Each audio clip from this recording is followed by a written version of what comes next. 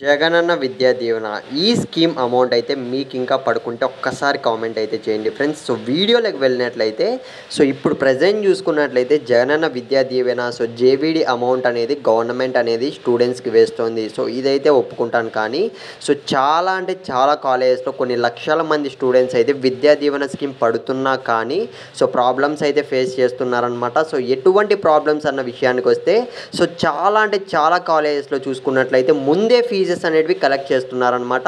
ఎంతోమంది middle class students అయితే చాలా అంటే చాలా ప్రాబ్లమ్స్ అయితే ఫేస్ చేస్తున్నారు.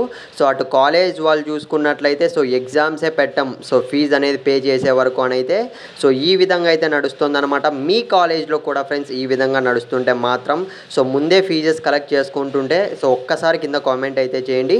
ఒక సబ్స్క్రైబర్ అయితే కామెంట్ అయితే చేశారనమాట. ఒక్కసారి అయితే చూసేద్దాం. ఈ కామెంట్ చూసిన తర్వాత నాకు చాలా అంటే చాలా బాధ అయితే అయిందనమాట. అందుకే మన సబ్స్క్రైబర్తో షేర్ చేసుకుందామని అయితే ఈ వీడియో కేవలం చేస్తున్నా. ఫీజ్ చేయకపోతే ఎగ్జామ్స్కి అలో చేయడం లేదు, కాలేజ్ నుంచి ప్రెషర్ ఎక్కువగా ఉంది అని అయితే ఈ విధంగా కామెంట్ అయితే చేశారు. ఫ్రెండ్స్ ఇది చాలా అంటే చాలా బాధాకరం. గవర్నమెంట్ అనేది ఎంత వరస్ట్ అంటే డైరెక్ట్గా కాలేజ్ వాళ్ళ అకౌంట్లోకి వేయచ్చు కదా, మన అకౌంట్లోకి వేస్తామని చెప్తారు. కాలేజ్ వాళ్ళు చూసుకున్నట్లయితే ఎగ్జామ్స్కి మాత్రం అలో చేయం, మీకు పడినా పడకపోయినా ముందే కట్టేయండి, ఈ విధంగా నడుస్తుందన్నమాట.